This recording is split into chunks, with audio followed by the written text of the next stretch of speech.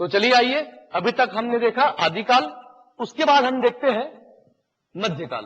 ठीक है, हिंदी साहित्य के इतिहास का मध्यकाल देखिएगा। मध्यकाल का जो एज है रामचंद्र शुक्ल के अनुसार क्या है? रामचंद्र शुक्ल के अनुसार मध्यकाल का जो समय है, तिथि है, वो है 1375 से लेकर 1900। मध्यकाल को हम दो भाग में बांट रहे हैं। नंबर एक क्या है? पूर्व मध्यकाल। पूर्व मध्यकाल को हम भक्तिकाल, पूर्व मध्यकाल को भक्तिकाल के नाम से भी हम जानते हैं। और नंबर दो जो है यह है उत्तर मध्यकाल, उत्तर मध्यकाल। पूर्व मध्यकाल को भक्तिकाल के नाम से जाना जाता है और उत्तर मध्यकाल को हम जानते हैं रीति काल के नाम से। ठीक है, पूरा का पूरा मध्यकाल का जो एज है 1375 से लेकर 1900 तक है, या फिर समझ सकते हैं 1350 से लेकर 1850। और पर्टिकुलर भक्तिकाल का या पूर्व मध्यकाल का जो एज है, जो समय है, वो है रामचंद्र शुक्ल के अनुसार यह है 1375 से लेकर आपका 1700, है ना। और आपको यह डेट भी मिल जाएगा 1350 से लेकर 1650। देखिएगा, डेट कभी नहीं पूछता, लेकिन लमसम आप याद रखिएगा ना। आप ये भी याद रख सकते हैं कि मध्यकाल का जो पूरा आयु है 1350 से लेकर 1850 है।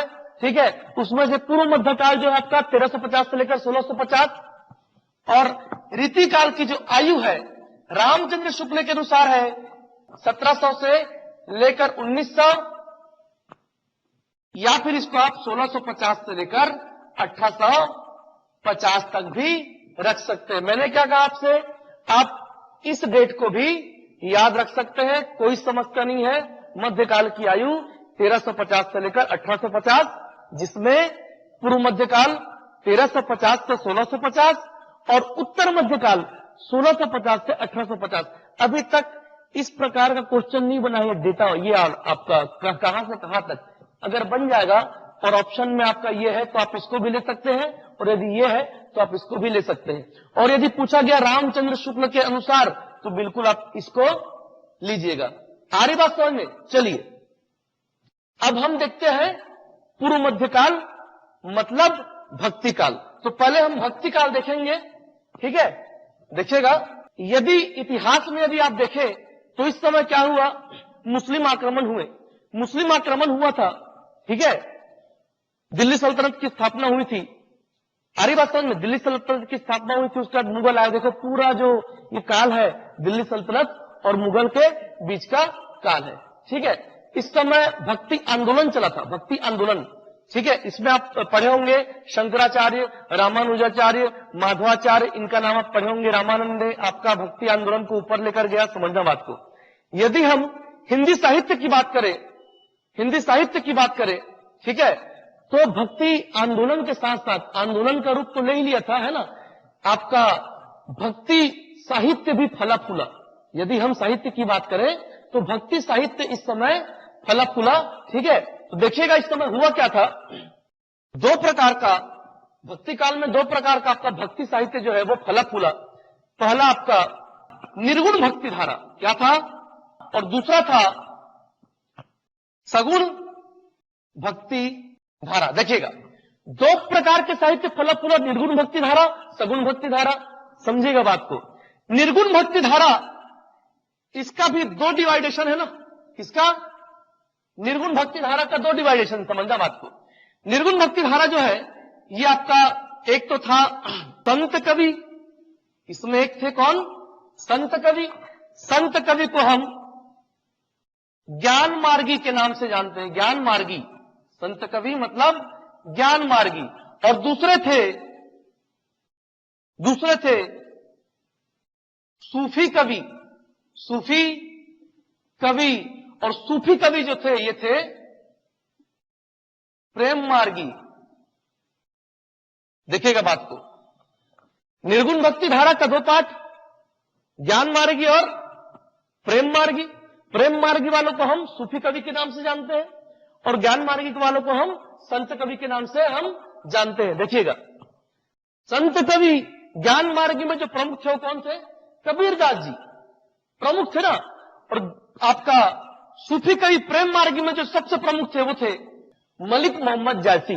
सूफी कवि या फिर प्रेम मार्गी में प्रमुख साहित्यकार मलिक मोहम्मद जायसी की रचना पद्मावत, और पद्मावत में पिक्चर भी बनी है, आप देखे होंगे।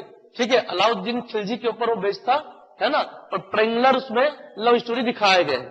ठीक है, तो देखिएगा, तो सूफी काव्य में मलिक मोहम्मद जायसी, अलाउद्दीन खिलजी के समकालीन।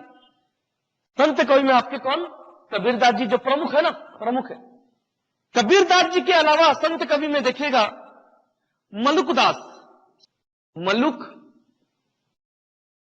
दास। ठीक है, सूफी काव्य में आपका मलिक मोहम्मद जायसी के साथ जो बड़ा नाम है वो है आपका मुल्ला दाऊद, मुल्ला दाऊद कुतबन, कुतबन, मुल्ला दाऊद है, कुतबन है, मंझन है, मंझन, मुल्ला दाऊद, कुतबन, मंझन और उस्मान। ये चार प्रमुख नाम है किसमें? आपका सूफी काव्य में। चार के अलावा जो सब सर्व प्रमुख है वो है आपके मलिक मोहम्मद जायसी। देखो, ये नाम आपको याद रखना है ना, क्योंकि पीएससी मेंस में किस प्रकार क्वेश्चन पूछता है?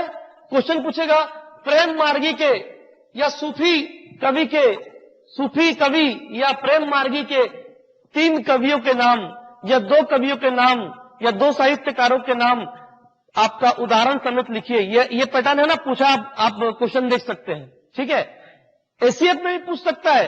ठीक है, कि इनमें से इन क्या बोलते हैं, इन कवियों में से या इन साहित्यकारों में से, ठीक है, प्रेम मार्गी कवि कौन है या फिर ज्ञान मार्गी कवि कौन है, इस प्रकार का क्वेश्चन आपका बनेगा। ठीक है, ये जो मैं आपको साहित्यकार पढ़ा रहा हूं, ये एसीएफ में भी काम आएगा, पीएससी मेंस में भी काम आएगा, और जितने एग्जाम होते हैं ना, चाहे पीएससी हो चाहे व्यापम का हो, सभी एग्जाम में आपको ये काम आने वाला है। देखिएगा, कबीरदास जी की जो रचनाएं हैं, प्रमुख रचनाएं हैं, वो है आपका साखी, सबद, बीजक, साखी, सबद, बीजक, रामायणी।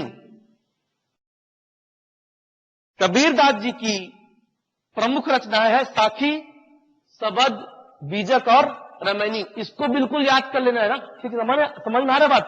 साखी, सबद, साखी, सबद, बीजक, रामायणी, कविता टाइप इसको याद कर लो। क्वेश्चन पूछेगा इनमें से कौन सी रचना कबीरदास जी का है या नहीं है, समझना बात को।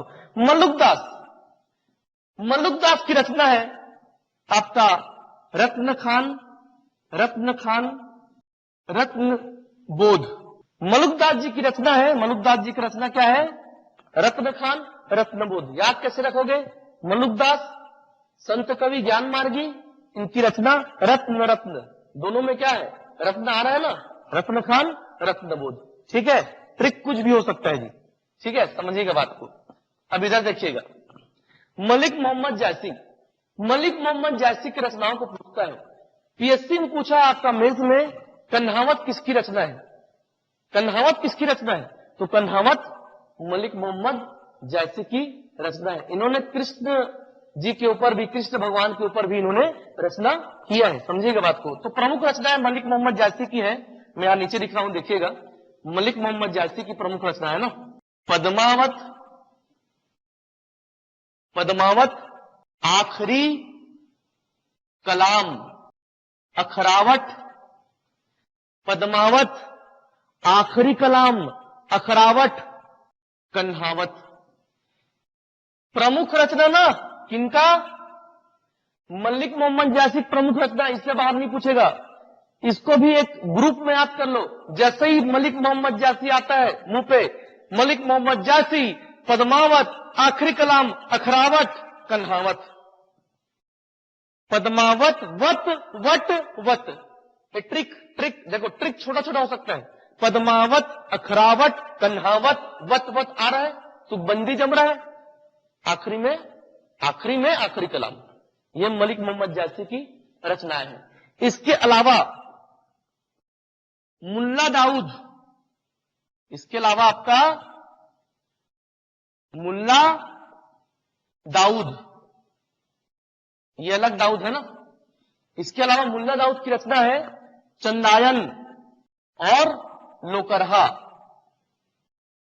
चंदायन और लोकरहा, कम से कम मेंस के हिसाब से आप दो रचनाकार और उसकी रचना को आप याद रख सकते हो। नाम से नहीं पूछता ये क्वेश्चन, ये पूछता है कि दो प्रेम मार्गी या सूफी कवि है ना के नाम उनकी रचना सहित लिखिए करके। और एसीएफ के लिए बिल्कुल सभी को आपको याद करना है। मुल्ला दाऊद, चंदायन, लोकरहा जो परीक्षा के दृष्टिकोण से महत्वपूर्ण है, मैं केवल उन्हीं को समझा रहा हूं।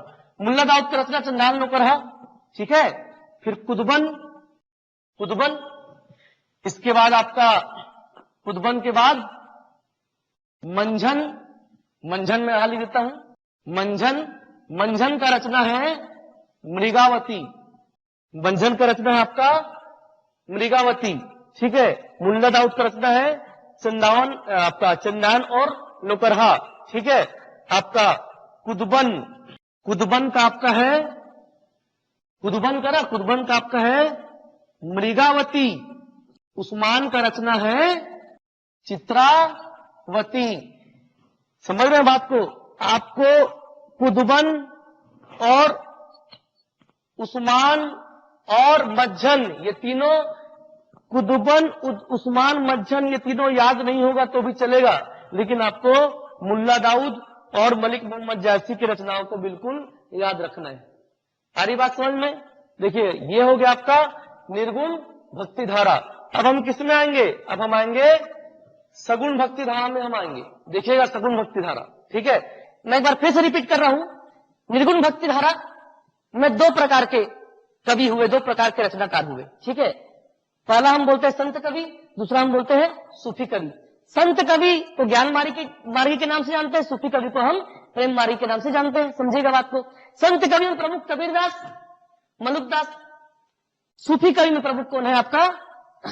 मलिक मोहम्मद जायसी और मुल्ला दाऊद, और ये उनकी रचना है, ठीक है। आप संत कवि में एक और नाम जोड़ सकते हैं, इसमें आप नाम जोड़ सकते हैं रईदास।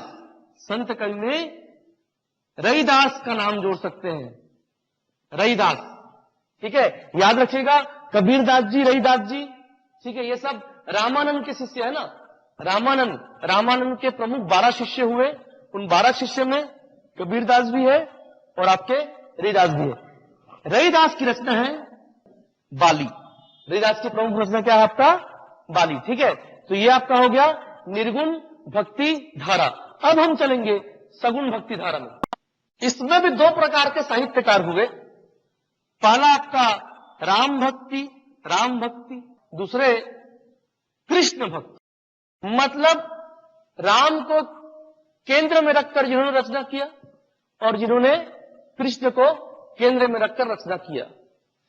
निर्गुण भक्ति धारा मतलब निराकार, ईश्वर का आकार नहीं मानते, ईश्वर को निराकार रूप में मानने वाले, मूर्ति पूजा के विरोधी, मतलब निर्गुण भक्ति धारा। निराकार ये मानते हैं कि ईश्वर का कोई आकार नहीं होता। सगुण भक्ति धारा मतलब ईश्वर को साकार रूप में पूजते हैं। ईश्वर को आपका साकार रूप में पूजते हैं, है ना। मूर्ति पूजा में बिलीव करते हैं। तो ये आपका निर्गुण भक्ति धारा और ये आपका सगुण भक्ति धारा। सगुण भक्ति धारा के दो वैरायटी, राम भक्त और कृष्ण भक्त। राम भक्त में जो प्रमुख हुए वो है सर्व प्रमुख तुलसीदास जी। सारी बात समझ में। और कृष्ण भक्त में जो प्रमुख हुए वो थे अपने सूरदास जी सबसे प्रमुख, और इधर तुलसीदास जी सबसे प्रमुख। सूरदास जी के बाद आपका मीराबाई का भी नाम आता है। मीराबाई का भी नाम आता है ना। रसखान का भी नाम आता है, रसखान का नाम आता है। सूरदास, मीराबाई, रसखान, ठीक है। तुलसीदास जी का नाम आता है ना। रामानंद का नाम आता है, रामानंद, तुलसीदास जी, है ना।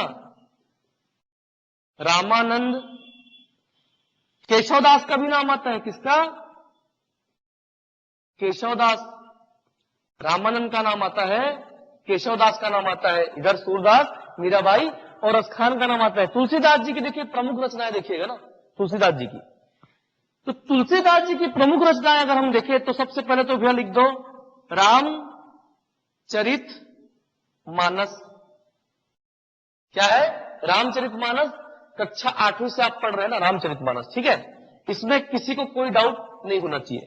रामचरित मानस, विनय पत्रिका पढ़ोगे, विनय पत्रिका, रामचरित मानस, विनय पत्रिका, ठीक है? उसके बाद लिख रहा हूं, देखते जाओ ना, ये सब पढ़े आप। कवितावली, जो प्रमुख रचना है वो बता रहा हूं ना, पहले सीरीज देखो, इसी सीरीज में याद करना, रामचरित मानस, विनय पत्रिका, कवितावली, दोहावली, वली वली, इसको मैं अंडरलाइन कर देता हूं। कृष्ण गीतावली, कृष्ण गीतावली आता है और मीराबाई और सूरदास को मार के आते हो एग्जाम में जी। तो कृष्ण गीतावली, तुलसीदास जी राम भक्त थे, तो ऐसा थोड़ा है कि राम भक्त कृष्ण भगवान के बारे में नहीं लिख सकता, ऐसा नहीं है। बात समझ में आ रहा है? तो इन्होंने लिखा कृष्ण गीतावली, ये सब याद होना चाहिए। पार्वती मंगल बहुत प्रमुख है ना, पार्वती मंगल, जानकी मंगल, बरवे रामायण पूछा है, कृष्ण गीतावली पूछा है, रामलला नाचू पूछा है, और रामचरित मानस, विनय पत्रिका कई बार पूछ डाला है। तुलसीदास जी की रचना याद रखना है। रामानंद, राम आरती, रामानंद ने राम आरती लिखा है। केशवदास, केशवदास की प्रमुख रचना है रामचंद्रिका, केशवदास की प्रमुख रचना रामचंद्रिका। रीतिकाल में भी हम केशवदास का नाम पढ़ेंगे, क्योंकि राम काव्य इन्होंने लिखा है रामचंद्रिका, इसलिए अभी राम भक्त में इनको हम पढ़ रहे हैं। तो केशवदास की रचना रामचंद्रिका बहुत प्रमुख है ना। ये रामानंद जो है, यही रामानंद कबीरदास जी के, रविदास जी के शिष्य, आपका मतलब इनके शिष्य है, रामानंद के शिष्य है ना, कबीरदास, रविदास रामानंद के शिष्य है। रामानंद ने ही भक्ति आंदोलन का सूत्रपात, रामानंद ने भक्ति आंदोलन का सूत्रपात उत्तर में किया। सर्वप्रथम सूत्रपात जो हुआ था भक्ति आंदोलन का, वो दक्षिण में हुआ था, रामानंद उसको उत्तर में लेकर गए। इधर देखिएगा सूरदास जी की रचना, सूरदास जी की रचना अभी पीएससी मेंस में पूछा था, है ना, और आपका एसीएफ में पूछा है, एसीएफ 2016 या 17 याद नहीं आ रहा है, ठीक है, मे बी 2017 कंफर्म। एसीएफ 2017 में क्वेश्चन पूछा, भ्रमर गीत किसकी रचना है? तो भ्रमर गीत भैया, भ्रमर गीत जो है ये सूरदास जी की रचना है। भ्रमर गीत याद रखना, भ्रमर गीत, सुरसागर, देखो सूरदास जी की रचना में सुर आया है, सुर, भ्रमर गीत, सुरसागर, सुरसारावली, भ्रमर गीत, सुरसागर, सुरसारावली और साहित्य लहरी इसकी रचना है, सूरदास जी की रचना है। मीराबाई की रचना, मीराबाई की रचना आपका नरसी जी रो मायरा, नरसी जी रो मायरा, इसको नरसी जी का मायरा भी लिख सकते हो। ब्रज में नरसी जी रो मायरा या नरसी जी का मायरा करके इनके पद को गाया जाता है ब्रज में, आज भी ब्रज भाषा में। एक चीज और याद रखिएगा ना, ये जो मध्यकाल का जो पूर्व मध्यकाल वाला भाग है ना, भक्ति काल वाला जो भाग है, याद रखिएगा, इसको लिख लीजिए आप लोग। ये हिंदी साहित्य का स्टार मार के लिख रहा हूं ना, और ये क्वेश्चन भी पूछ चुका है, हिंदी साहित्य का स्वर्ण युग के नाम से किसे जाना जाता है? भक्ति काल को या फिर पूर्व मध्य काल को जाना जाता है। मीराबाई की रचना नरसी जीरो मायरा, और गीत गोविंद टीका, ये पूछा है क्वेश्चन, गीत गोविंद टीका ये क्वेश्चन आया जी, अंडरलाइन कर रहा हूं इसको, है ना। भ्रमर गीत पूछा है, सुरसागर, सुरसरावली, साहित्य लहरी सब पूछ चुका है। सूरदास जी की आपकी रचना, मीराबाई में गीत गोविंद का टीका आपका पूछा है, मीराबाई की रचना। रसखान का रचना नाम से है, क्या रचना है? सुजान रसखान, रसखान की रचना, ठीक है। दान लीला, दान लीला, दान लीला किसकी रचना है? आपका रसखान की रचना है। और छत्तीसगढ़ी दान लीला किसकी रचना है? छत्तीसगढ़ में दान लीला किसने लिखा? छत्तीसगढ़ी में दान लीला किसने लिखा? सुंदरलाल शर्मा ने। आ रही बात समझ में? तो छत्तीसगढ़ी दान लीला किससे प्रेरित है भैया? रसखान के दान लीला से प्रेरित है। दान लीला, प्रेम वाटिका, महत्वपूर्ण रचना। देखिएगा, रसखान की रचना, सुजान रसखान। तो ये सुजान रसखान पूछेगा तो कोई भी सुजान रसखान है नाम में मार देगा। इसको इस प्रकार से याद कर लेना कि रसखान जो थे, है ना, वो प्रेम वाटिका में रहते थे, दान करते थे और सुजान थे। नरोत्तम दास की रचना है, प्रमुख रचना है नरोत्तम दास की रचना सुदामा चरित्र, चरित्र नहीं, सुदामा चरित्र। नरोत्तम दास की रचना है सुदामा चरित्र। हम छत्तीसगढ़ में गोपाल मिश्र पढ़ते हैं, छत्तीसगढ़ के साहित्यकार में आगे पढ़ाऊंगा, और छत्तीसगढ़ के साहित्यकार में गोपाल मिश्र की रचना है सुदामा चरित्र। गोपाल मिश्र की रचना सुदामा चरित्र, छत्तीसगढ़ में पूछेगा गोपाल मिश्र, और ऑल ओवर राष्ट्रीय स्तर पर नरोत्तम दास की रचना पर क्या है, सुदामा चरित्र। इसके बाद नेक्स्ट हम पढ़ेंगे क्या, रीतिकाल। तो चलिए दोस्तों, अभी तक हमने क्या देखा भक्ति काल और पूर्व मध्यकाल। भक्ति काल को पूर्व मध्यकाल के नाम से जाना जाता है, और हिंदी साहित्य का स्वर्ण युग भी भक्ति काल को कहा जाता है।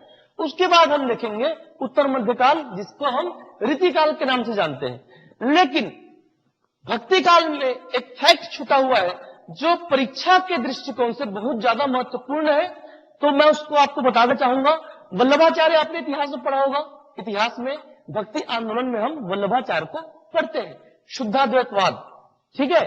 देखिएगा, इनके 4 शिष्य हुए, इनके 4 शिष्य। क्वेश्चन ऐसे पूछेगा कि वल्लभाचार्य के 4 शिष्य में से इनमें से कौन नहीं है, तो भैया ये चारों शिष्य के नाम आप याद करो, सूरदास, कुंभनदास, परमानंददास, कृष्णदास। इनका ट्रिक बता देता हूं। ट्रिक ये है, ट्रिक याद कर लीजिए, सुकुप कृष्ण। तो आपको चारों नाम देखो, एक बार कोड याद कर लो, उसको डिकोड कर लेना। सु से सूरदास, ठीक है, कु से कुंभनदास, प से परमानंददास, कृष्ण से आपका कृष्णदास। तो वल्लभाचार्य के 4 शिष्य, वल्लभाचार्य के पुत्र हुए, वल्लभाचार्य के पुत्र, इनके पुत्र का नाम था विठलनाथ। तो वल्लभाचार्य के पुत्र कौन, विठलनाथ। इनके 4 शिष्य हुए, 4 शिष्य, विठलनाथ के 4 शिष्य हुए। इनके शिष्य थे छीत स्वामी, गोविंद स्वामी, चतुर्भुज दास।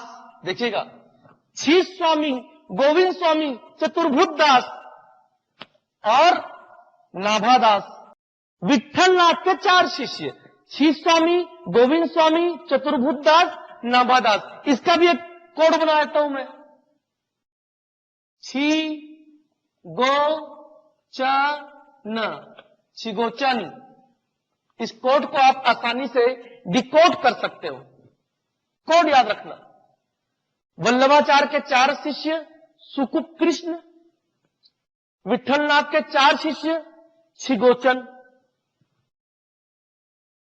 इनके 4 शिष्य और इनके 4 शिष्य को मिलाकर 8 शिष्य हुए, 8 शिष्य। और इन 8 शिष्यों को कहा जाता है अष्टछाप। क्या कहा जाता है, अष्टछाप। ये क्वेश्चन पूछा है, 3-4 बार पूछा है। अष्टछाप किनके शिष्यों को कहा जाता है, तो वल्लभाचार्य और इनके पुत्र विठलनाथ के शिष्य को अष्टछाप कहा जाता है। अब दूसरा क्वेश्चन क्या पूछा है, अष्टछाप का जहाज, अष्टछाप का जहाज किसे कहते हैं, तो भैया अष्टछाप का जहाज सूरदास जी को कहा जाता है। ये फैक्ट आप लोग याद रखिएगा। क्लियर है सबको। अब मैं आता हूं किसमें, रीतिकाल में। रीतिकाल, इस काल का नाम रीतिकाल क्यों पड़ा, तो हम देखते हैं कि रीतिकाल की क्या प्रवृत्ति थी, और इसकी क्या विशेषता है। इस काल में क्या हुआ, समझेगा बात को। लक्षण ग्रंथ, नायिका भेद का चित्रण है ना, श्रृंगार रस की प्रधानता। रीतिकालीन काव्य में लक्षण ग्रंथ देखने को मिलते हैं, नायिका भेद चित्रण। श्रृंगार रस की प्रधानता, अलंकारिक रचनाएं, ये रीतिकाल की प्रवृत्तियां थी। इस प्रकार की रचनाएं हो रही थी जिसमें अलंकार प्रधान था, श्रृंगार रस की प्रधानता हुआ करता था, नायिका भेद का चित्रण किया जाता था, लक्षण ग्रंथों की प्रधानता थी और एक परिपाटी चल गई थी लक्षण ग्रंथ की रचनाओं की।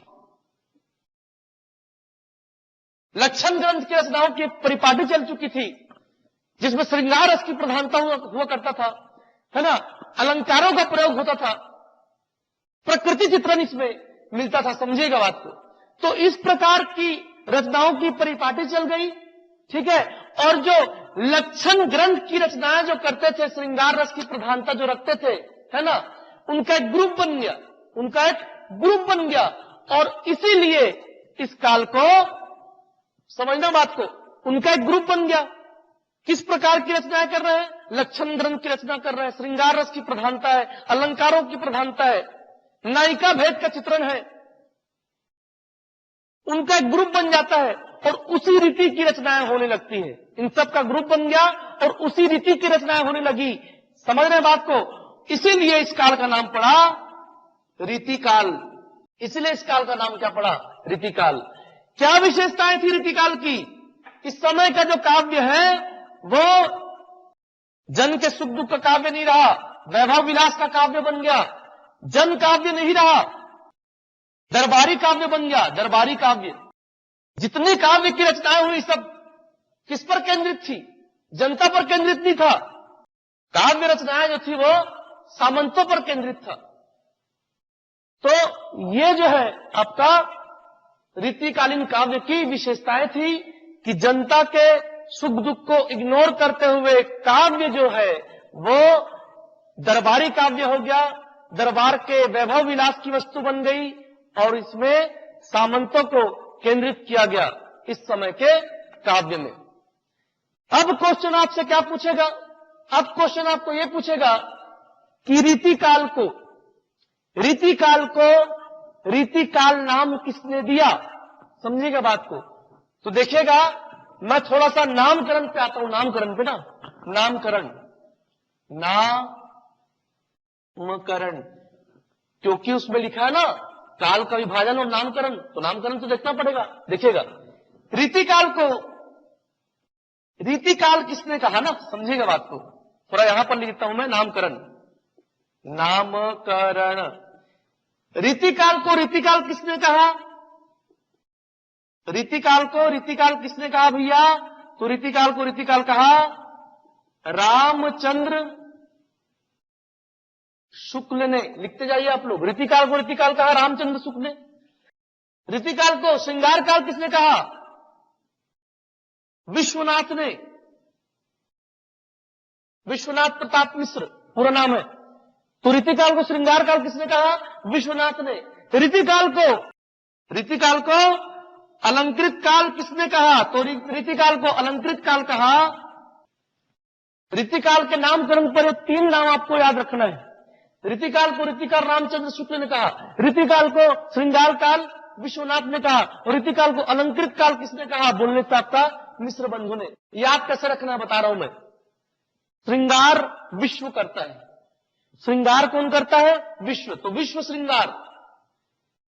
रीति किसकी रीति चलेगी? राम जी की रीति चलेगी। राम जी की रीति विश्व श्रृंगार चलेगा, ठीक है। और मिश्र बंधु का आप याद रखिएगा अलंकार। क्लियर है सबको? तो ये नामकरण रीतिकाल का, ये रीतिकाल की प्रवृत्तियां और इस काल की विशेषताएं।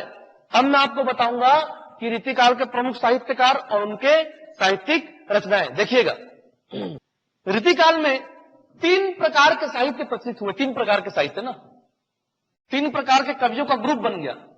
नंबर 1 रीतिबद्ध कवि, नंबर 2 रीति सिद्ध कवि और नंबर 3 रीति मुक्त कवि। 3 प्रकार के कवियों का क्या बन गया भैया? ग्रुप बन गया। रीतिबद्ध, रीति सिद्ध, रीति मुक्त कवि। जो लक्षण ग्रंथों की रचनाएं करते थे अप्रत्यक्ष रूप से, समझिएगा बात को, जो लक्षण ग्रंथों की रचनाएं करते थे, लेकिन अप्रत्यक्ष रूप से वो रीतिबद्ध कवि। जो प्रत्यक्ष रूप से वो रीति सिद्ध कवि, और जो रीति कालीन रचनाओं से मुक्त थे, लक्षण ग्रंथ, नायिका भेद, श्रृंगार रस की प्रधानता, अलंकारिक रचनाएं, इनसे जो मुक्त थे उन्हें क्या कहा गया? रीति मुक्त कवि कहा गया। देखिएगा, बात को समझिएगा। रीतिबद्ध कवि क्वेश्चन पूछेगा, प्रश्न क्या पूछेगा? इनमें से रीतिबद्ध कवि कौन नहीं है या कौन है? और इस प्रकार का प्रश्न पूछा जाता है। तो रीतिबद्ध कवि देखिएगा कौन कौन है। रीतिबद्ध कवि में प्रमुख तौर पर है आपका केशवदास, चिंतामणि और मतीराम। प्रमुख रीतिबद्ध कवि केशवदास, चिंतामणि, मतीराम, ये तीन आप याद रखिएगा। केशव, चिंतामती, केशव, चिंतामती, तो केशवदास, चिंतामणि, मतीराम।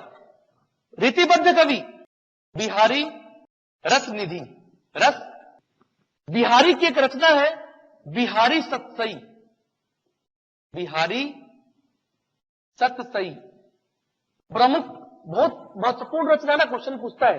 रसनिधि की रचना है, बिहारी की रचना बिहारी सतसई, रसनिधि की रचना रतन हजारा। केशवदास की रचना मैं बता चुका हूं, भक्ति काल में आपका रामचंद्रिका।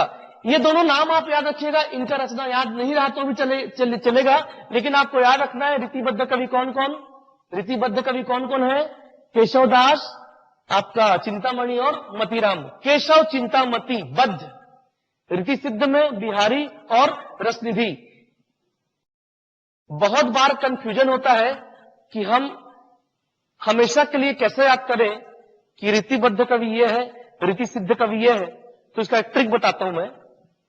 रीति सिद्ध है ना, समझना बात को, ये रीतिबद्ध है, बद्ध है ना, बी से बद्ध आ रहा है ना, तो बी से बद्ध है तो बद्ध में बिहारी को मत रखना।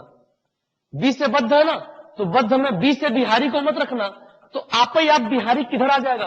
रीति सिद्ध में आ जाएगा, और केशवदास किस में चले जाएगा? रीति सिद्ध में चले जाएगा, सॉरी रीतिबद्ध में चला जाएगा। ठीक है, अब देखिएगा केशवदास का ग्रुप याद कर लेना। केशव, चिंतामती, बिहारी, आखिरी में रस खत्म हो रहा है, बिहारी रसनिधि। रसनिधि नाम रस चालू हो रहा है, रचना रतन हजारा। बिहारी नाम से ही रचना है, बिहारी सतसई। इसके अलावा प्रमुख रीति मुक्त कवि हैं ठाकुर, घनानंद, आलम। ठीक है, ये कौन है? रीति मुक्त कवि है। तो ये है रीतिकालीन रचनाएं, रचनाकार और रीतिकाल की मैंने आपको विशेषता तो बताई दी है। ठीक है, एक प्रश्न पूछता है कि आपका रीतिकाल के उत्तरार्ध को नवीन विकास काल किसने कहा? यह प्रश्न पूछा गया है। प्रश्न क्या है? मैं प्रश्न लिख देता हूं यहां पर, देखिएगा। रीतिकाल के उत्तरार्ध को नवीन विकास काल किसने कहा? मेंस का प्रश्न है। उत्तर है आपका, उत्तर है रीतिकाल के उत्तरार्ध को नवीन विकास काल किसने कहा? डॉक्टर श्याम सुंदर दास ने। अब हम चलेंगे आधुनिक काल की ओर, तो चलिएगा, देखिएगा। चलिए दोस्तों, रीतिकाल के बाद अगला देखते हैं हम आधुनिक काल।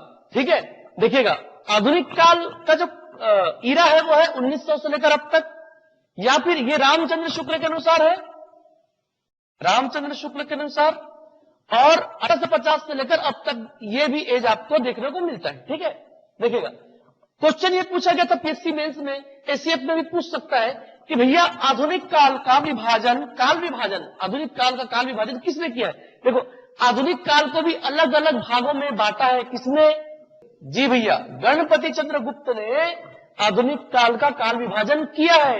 ये वही गणपति चंद्रगुप्त है जिन्होंने आदि काल को प्रारंभिक काल कहा है। मैंने ट्रिक बताया था, प्रारंभ किससे करना है? गणेश से करना है। इन्होंने आधुनिक काल को बांटा। कैसे बांटा? देखिएगा, पुनर्जागरण काल को हम भारतेंदु युग भी कहते हैं, या फिर भारतेंदु युग को पुनर्जागरण काल भी कहते हैं। नंबर 2, पुनर्जागरण काल के बाद आपका जागरण सुधार काल जो है, ये हम आपका इसको द्विवेदी युग के नाम से जानते हैं। एक क्वेश्चन पूछता है कि भैया भारतेंदु युग को पुनर्जागरण काल किसने कहा? तो देखो, गणपति चंद्रगुप्त ने तो बांटा है। पुनर्जागरण काल कहा भारतेंदु युग को, पुनर्जागरण काल कहा किसने? यहां पर लिख देता हूं, पुनर्जागरण काल किसने कहा? डॉक्टर नागेंद्र ने भारतेंदु युग को पुनर्जागरण काल कहा। जागरण सुधार काल मतलब द्विवेदी युग। गणपति चंद्रगुप्त ने पहले कहा भारतेंदु युग, फिर दूसरा द्विवेदी युग, तीसरा छायावाद काल का नाम है छायावाद, फिर नंबर 4 छायावादेतर काल, छाया के बाद का, छायावाद युग के बाद के काल को क्या कहेंगे? छायावादेतर काल। और फिर नंबर 5 नवलेखन में क्या हुआ? नए विचारधारा के लेखक आए और वे स्वच्छंद थे, जो उनका मन करता था वो रचना करते थे, किसी एक परिपाटी में नहीं बंधे थे ये लोग। ठीक है, देखिएगा, जागर भारतेंदु युग, द्विवेदी युग, छायावाद युग, छायावादेतर काल, फिर आपका नवलेखन काल। छायावादेतर काल को 2 भागों में बांटा गया। पहला आपका प्रगतिवाद, फिर दूसरा प्रयोगवाद। अब बात को समझना है, आधुनिक काल का काल विभाजन जब पूछा जाता है या क्वेश्चन पूछेगा आधुनिक काल का काल विभाजन किसने कहा, तो किसने किया? तो गणपति चंद्रगुप्त ने किया। इसका मैं ट्रिक बता रहा हूं, ट्रिक कैसे याद रखना है? आपको ऐसे याद रखना है,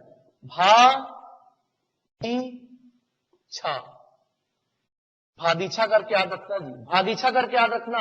भा से भारतेंदु युग कोड है ना, आधुनिक काल के काल विभाजन का कोड है। क्वेश्चन यही पूछेगा आधुनिक काल को क्रम से जमाइए, तो ऐसे जमाना, भारतेंदु युग, द्विवेदी युग, छायावाद युग, इसके बाद छायावाद के बाद आपका प्रगतिवाद, प्रयोगवाद, जिसको छायावादेतर के नाम से हम जानते हैं। कोई डाउट नहीं होना चाहिए। उसके बाद फिर नवलेखन काल, समझिएगा बात को। इसका जो एज है, किसका एज है? ट्रिक। भारतेंदु युग आपका 1850 से 1900, भारतेंदु युग 1850 से 1900, द्विवेदी युग 1900 से आपका 1920। यही याद रखना है, 1850 से 1900, द्विवेदी युग 1900 से आपका 1920, फिर आपका छायावाद युग, यह आपका 1920 से लेकर 1936, फिर आपका प्रगतिवाद 1936 से 1943, फिर आपका प्रयोगवाद 1943 से लेकर 43 से 55, फिर आपका नवलेखन काल 1955 से लेकर अब तक 56। नाना पाटेकर, आ रही बात समझ में? यह आपका काल विभाजन है। ठीक है, किसका? आधुनिक काल का। अब मैं आता हूं किसमें? भारतेंदु युग में। भारतेंदु युग को पुनर्जागरण काल किसने कहा? मैंने बता दिया किसने कहा भैया, आपका डॉक्टर नागेंद्र ने। ये लिख लिए आप लोग, इसको मिटा रहा हूं जी, फिर क्रम से चलेंगे हम। ठीक है, देखिएगा, ये लिख लिए। अब देखिएगा, कुछ नहीं, प्रमुख साहित्यकार को हमको जानना है यहां पर। देखिएगा, भारतेंदु युग, भारतेंदु युग में जो प्रमुख साहित्यकार थे जिनके नाम पर ये पड़ा है, भारतेंदु हरिश्चंद्र, भारतेंदु हरिश्चंद्र इनका नाम है। इनकी जो प्रमुख रचना है वो क्या है? दशरथ विलाप। भारतेंदु हरिश्चंद्र की प्रमुख रचना क्या है भैया? दशरथ विलाप। और कौन हुए? और हुए आपके प्रताप नारायण मिश्र हुए। और कौन हुए? इनको प्रेम घन भी कहते हैं। क्या कहते हैं इनको? प्रेम घन भी कहते हैं। एक और वैरायटी है प्रश्न का, वो क्या वैरायटी है? क्वेश्चन पूछेगा प्रेम घन। बहुत सारे साहित्यकार क्या करते थे, अपना एक उपनाम लगाते थे और बहुत लोग को पब्लिक उपनाम से नवाजती थी, शासन नवाजता था, है ना। इनका उपनाम क्या था? प्रेमघन। क्वेश्चन क्या पूछेगा? प्रेमघन के नाम से किसे जाना जाता है? तो प्रेमघन के नाम से बद्री नारायण चौधरी को जाना जाता है। इनकी रचना है लालित्य लहरी। लालित्य लहरी। बद्री नारायण चौधरी की रचना क्या है? देखिए बद्री नारायण चौधरी की रचना क्या लिखा हूं मैंने? लालित्य लहरी, है ना। आपका प्रताप नारायण मिश्र, इनकी रचना है मन की लहर।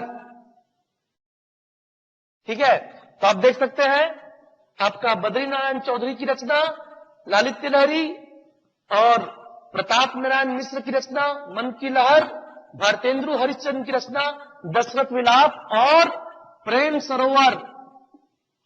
प्रेम सरोवर और दशरथ विलाप।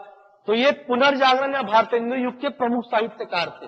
ठीक है, अब समझिएगा इस काल की विशेषताएं क्या है, समझिएगा बात को। तो पुनर्जागरण काल नामकरण किया गया। हुआ क्या होगा? हुआ यह होगा कि जो पुरानी जो कुरीतियां थी, रूढ़िवादिता थी, उसके खिलाफ स्वर उठा होगा, तो वो साहित्य में दिखा होगा। समझिएगा बात को। तो साहित्य में देखा गया होगा कि शोषण के विरुद्ध आंदोलन चल रहा है, सामाजिक कुरीतियों के विरुद्ध आंदोलन चल रहा है, उत्थान की बातें चल रही है, नारी मुक्ति की बातें चल रही है। इसीलिए इसे क्या कहा गया? पुनर्जागरण काल कहा गया। नारी मुक्ति का स्वर, शोषण के विरुद्ध स्वर, राष्ट्रीय महत्व की बातें, इस प्रकार की रचनाओं के कारण क्या कहा गया? इसको पुनर्जागरण काल कहा गया। आप देख सकते हैं। इसके बाद हम आएंगे आपका द्विवेदी युग में। देखिएगा बात को। पुनर्जागरण काल के बाद हम आएंगे किसमें? नंबर 2, द्विवेदी युग। द्विवेदी युग को किस नाम से जानते हैं? जागरण सुधार काल। द्विवेदी युग मतलब जागरण सुधार काल। समझिएगा बात को, है ना। जागरण सुधार काल। द्विवेदी युग के प्रमुख जो साहित्यकार थे, क्वेश्चन ये पूछेगा कि द्विवेदी युग ये नाम किसके नाम पर पड़ा? तो द्विवेदी युग नाम जो है आपका, याद रखना, आंसर में हजारी प्रसाद द्विवेदी मत करना।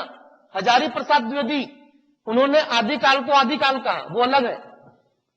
महावीर प्रसाद द्विवेदी के नाम पे द्विवेदी युग नाम पड़ा। याद रखने का ट्रिक, जो महावीर है उसके नाम पर द्विवेदी युग नाम पड़ेगा। ठीक है। इनके अलावा और कौन कौन से प्रसिद्ध कवि थे, प्रसिद्ध साहित्यकार कौन कौन थे? देखिएगा, महावीर प्रसाद द्विवेदी, मैथिली शरण गुप्त, और कौन थे? और थे अयोध्या सिंह उपाध्याय। मैथिली शरण गुप्त की रचना साकेत, यशोधरा, पंचवटी, भारत भारती, ये सब मैथिली शरण गुप्त की एकदम प्रमुख रचनाओं में से है। बहुत पूछा गया है ना। महावीर प्रसाद द्विवेदी सरस्वती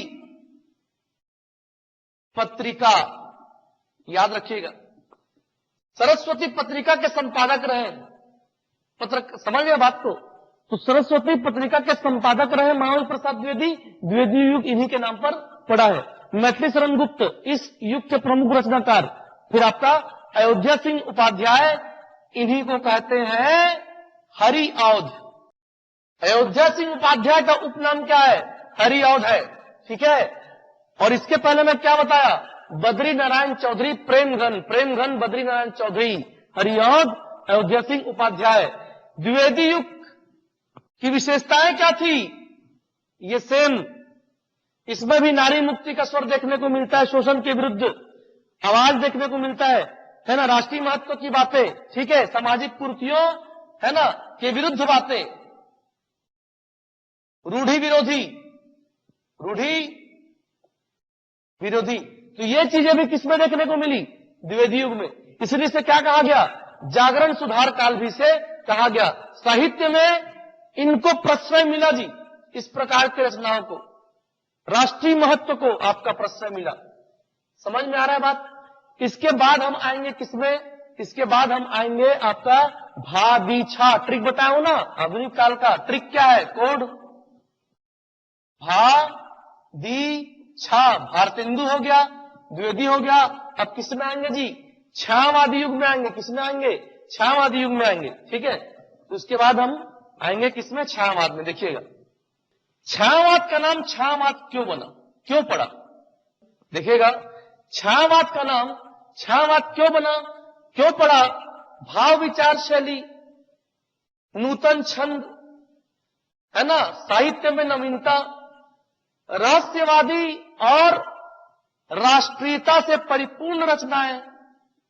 रहस्यवादी एवं राष्ट्रीयता से परिपूर्ण रचनाएं इस समय होने लगी। बहुत बड़े साहित्यकार थे राम कुमार वर्मा। राम कुमार वर्मा ने कहा, जब परमात्मा की छाया आत्मा पर और आत्मा की छाया, बोल रहा हूं है ना, जब परमात्मा की छाया आत्मा पर और आत्मा की छाया परमात्मा पर पड़े, तब उसे क्या कहते हैं? छायावाद कहते हैं। छायावाद कहते हैं। ये राम कुमार वर्मा का कोटेशन है। चूंकि इस समय रहस्यवादी रचनाएं हुई, भाव विचार शैली की प्रधानता रही, नूतन छंदों की रचना हुई, राष्ट्रीयता से परिपूर्ण रचना हुई। समझना बात को, डायरेक्ट ना बोलकर बातों को इनडायरेक्ट बोला गया, तो उसी छाया, उसी को छाया नाम दिया गया और उसी से क्या जन्मा? छायावाद। छायावाद जन्मा।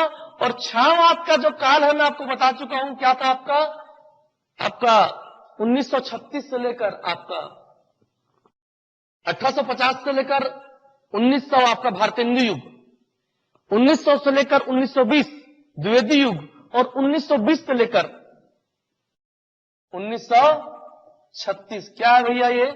ये आपका है छायावाद युग। सारी बात समझ में? देखिएगा छायावाद के क्वेश्चन पूछे जाएगा कि छायावाद के प्रमुख साहित्यकार कौन है? छायावाद के प्रमुख साहित्यकार, और इसको हम 4 साहित्यकार के नाम से जानते हैं। 4 साहित्यकार है ना, ये चारों के चारों छायावाद के पिल्लर है। देखिएगा नाम, ट्रिक बता रहा हूं, कोड इसका, प्रमुख साहित्यकार का कोड। छायावाद के प्रमुख साहित्यकार का कोड क्या है? प्रसाद पंत निराला वर्मा। इसको आप लोग याद कर लीजिएगा, प्रसाद पंत निराला वर्मा। जयशंकर प्रसाद निराला, सबका नाम सुने हो। सूर्य कौन बनेगा करोड़पति में सब पूछा है। सूर्यकांत त्रिपाठी निराला। नंबर 4 कौन? महादेवी वर्मा। जयशंकर प्रसाद की रचना कामायनी, पढ़े होगे, नाम सुने होगे, कामायनी। कामायनी रचना जयशंकर प्रसाद का है। इसको आपका गजानन माधव मुक्तिबोध, छत्तीसगढ़ के साहित्यकार में पढ़ेंगे, गजानन माधव मुक्तिबोध, इन्होंने कामायनी पुनर्विचार करके रचना किया। कामायनी एक पुनर्विचार किसकी रचना है? तो गजानन माधव मुक्तिबोध की रचना है। और कामायनी किसकी रचना है? तो जयशंकर प्रसाद की रचना है। कामायनी, उर्वशी, आंसू, झरना, सूर्यकांत त्रिपाठी निराला, सुमित्रा नंदन पंत और महादेवी वर्मा को भी हमको पढ़ना है। ठीक है, तो चारों कवि किसके पिल्लर है? छायावाद के पिल्लर है। और छायावाद का प्रारंभ किससे माना जाता है? छायावाद का प्रारंभ ये किससे मानते हैं? किसकी रचना से छायावाद का प्रारंभ हुआ? स्टार मार के लिख रहा हूं ना, मुकुटधर पांडे। छत्तीसगढ़ के साहित्यकार में पढ़ेंगे। मुकुटधर पांडे की रचना क्या थी? कुररी के प्रति। तो मुकुटधर पांडे की रचना कुररी के प्रति से छायावाद का प्रारंभ आपका माना जाता है। क्लियर है सबको? ये इनकी प्रमुख रचना है। ये है आपका छायावाद युग और उनके साहित्य एवं साहित्यकार। ये चारों पिल्लर का कोड याद रखना, प्रसाद, पंत, निराला, वर्मा, छायावाद के 4 पिल्लर, 4 प्रमुख कवि। नेक्स्ट इसके बाद हम देखेंगे प्रगतिवाद, फिर प्रयोगवाद।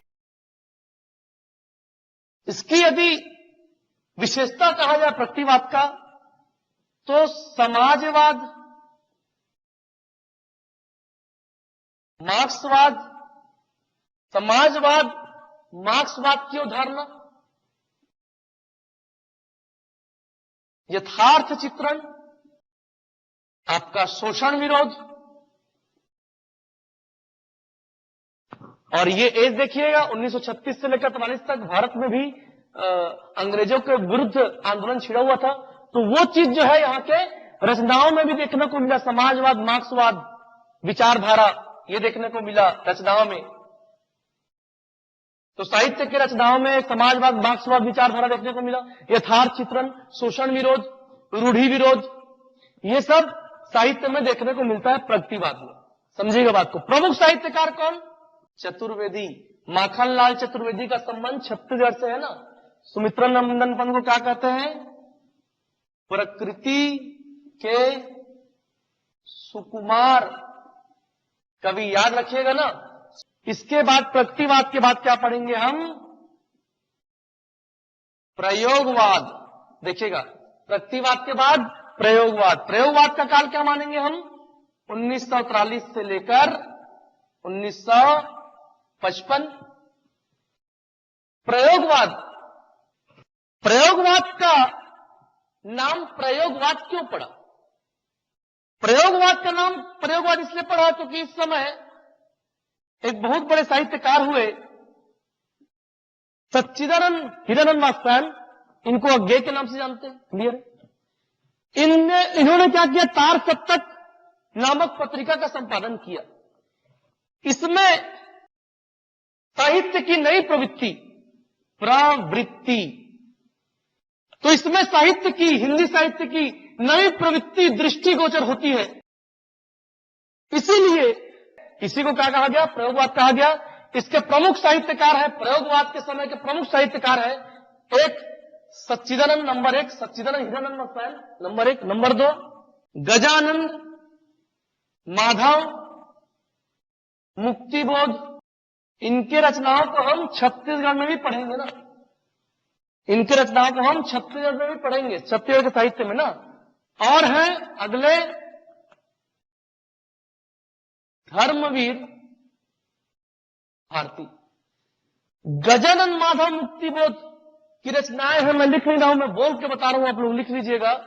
आपका अंधेरे में ब्रह्म राक्षस, भूरी भूरी खाक धूल, अंधेरे में गजानंद माधव मुक्तिबोध की रचना।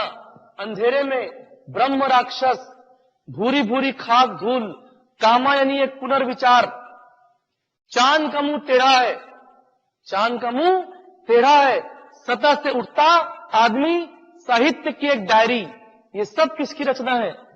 गजानंद माधव मुक्तिबोध की रचना है, जिसको हम छत्तीसगढ़ के साहित्य और साहित्यकार में क्या करेंगे? हम इसको पढ़ेंगे। ठीक है जी, क्लियर है सबको? तो ये है आपका प्रयोगवाद, क्लियर सबको? और ये आपका प्रगतिवाद। तो चलिए, ये हुआ हिंदी भाषा का, साहित्य का काल विभाजन और नामकरण। ठीक है, तो उम्मीद करता हूं कि आप सभी जिस प्रकार से मैं बताया हूं उसी तरीके से आप याद करेंगे। और यकीन मानिए कि अभी तक जो भी मैं आपको पढ़ाया हूं साहित्य का काल विभाजन और नामकरण में, इसके अंदर के ही प्रश्न पूछे गए हैं, इसी प्रकार का प्रश्न पूछा जाता है। यदि आपने इतना कर लिया तो यकीन मानिए प्रश्न छूटने की संभावना बहुत कम है। धन्यवाद।